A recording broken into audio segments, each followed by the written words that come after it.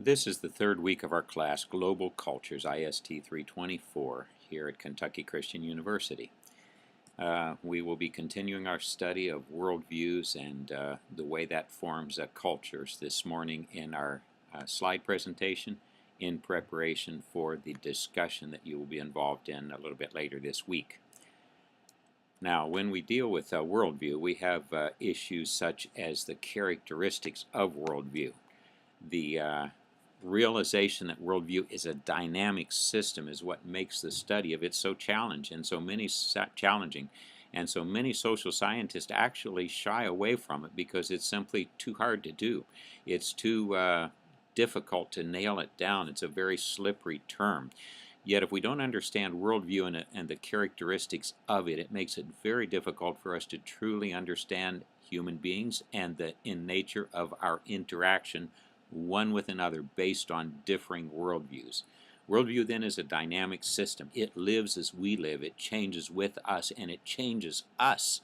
At the same time, then we slowly work to change the worldview upon which we live individually and upon which our society functions. Worldview in many ways is actually a keeper of traditions. It is something which works to stabilize society. It keeps change from happening too rapidly, and it moderates and monitors that change as it takes place. Now, within worldview, we will have digital and analogical sets, and these sets are actually part and parcel of the logical systems that we use. We see things in digital sets where it's yes or no, it's binary, black and white, sweet or sour, dry or wet, things of that nature. Yet many people in the world work on an analogical system, analogical in the sense that it is analog, like a dial on an old-fashioned radio. You can sit there and swing that dial across the entire scope or spectrum of the radio frequency, stopping anywhere you want. It isn't a switch where you click on or off, or where you're on this channel or that channel. In that type of a logic, then, things aren't necessarily good or bad. They will be a continuum from bad on one end to maybe good on the other, and you can slide that needle up or down, getting closer to the good or farther away from it, getting more involved within the negative or at some boundary point in between. Then we also have intrinsic and relational sets. In this particular model, a set is based upon its intrinsic value. For example, wood is hard, maybe a pillow is soft, or it's relational. How does one thing relate to another? Now we can see this in some of these psychological tests you may have taken where they'll show a picture of 4 items and they'll say which one does not belong, and they'll have maybe drawings of 4 stick figures, and 3 will be large and 1 will be small. And we as Americans would say the small one doesn't belong because the 3 big ones are adults. But in a relational set, they would say, well, it's maybe the large stick figure on the right that doesn't belong, because you see the first one is probably dad and the second one is mom, and they're not a family unless they have the baby, and so you have mom, dad, and the baby. And this third one over here, that's probably maybe an uncle or a friend that stopped by, and so he or she doesn't belong. That's the difference between intrinsic and relational sets. Finally, then, we deal with signs and symbols, and those things are the structure of which we build our myths and our stories which tell about the culture in which we live. A sign can be something simple like a word in the language that we use, or some sort of representative value that goes much beyond the symbol itself.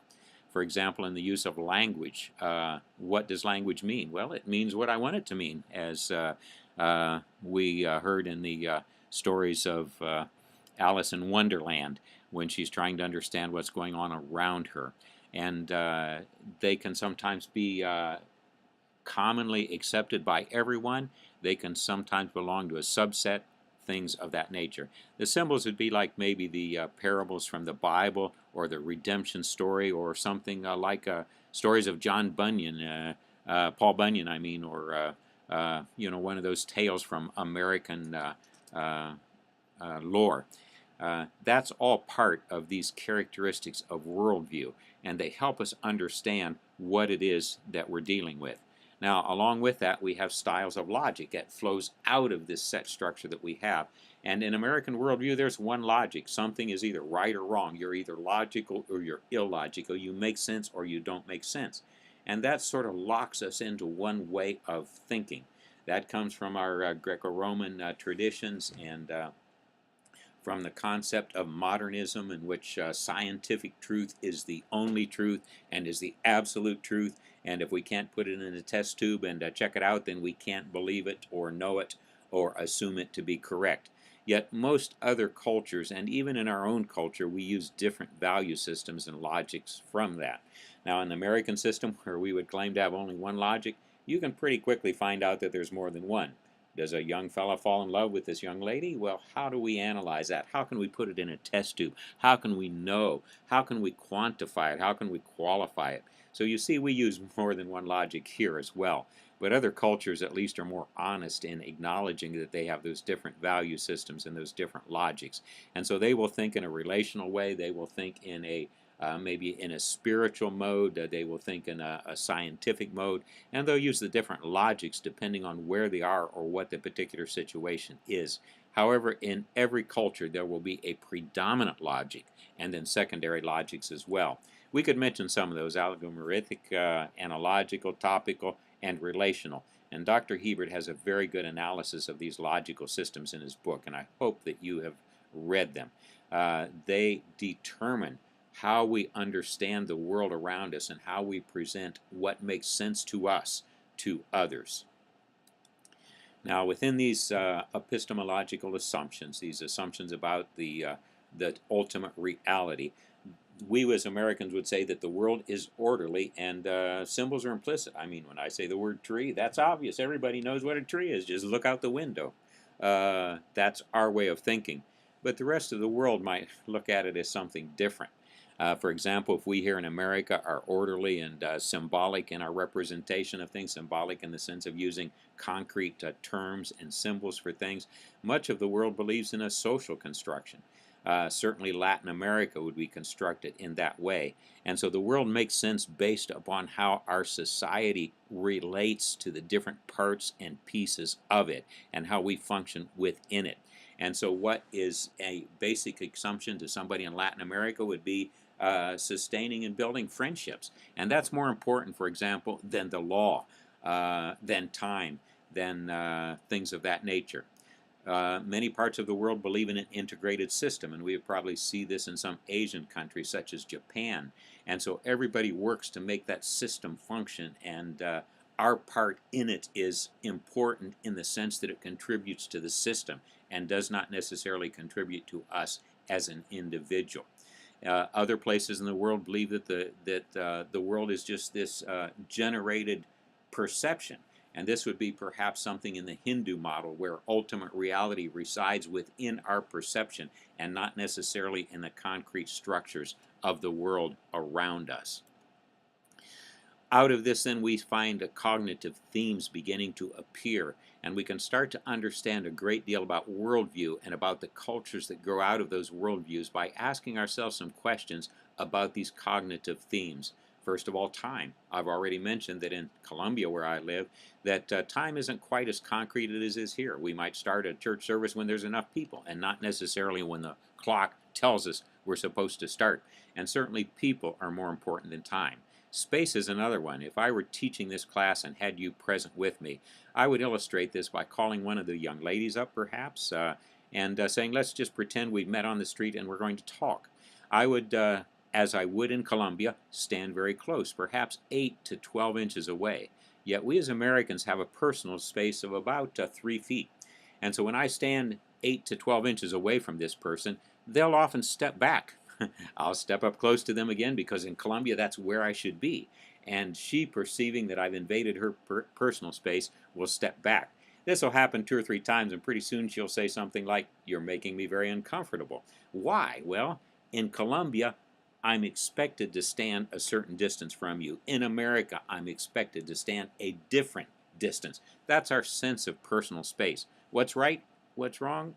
It's just different. And you have to adapt to where you are. A concept of the individual. Is the individual important or is the group more important? And in that, we determine how we relate to others and how we see ourselves and how we work and how we function within that group. And then finally, with the group, we have the other. How do we see others? Those are different from us. Do we judge that on maybe the color of their skin, maybe the type of hat they wear, the language they speak, how they value time and space? That sets a person apart, or that means they are included within our group. And then in each one of these areas that I've already mentioned, there will be a material and a spiritual element to it in differing quantities. In America, we put the material extremely high, almost exclusive, and the spiritual on a secondary level, maybe even excluding it, is what's often tried to do here in America by those in power. In most parts of the world, they are at very least equal, or perhaps spiritual is more important than the material.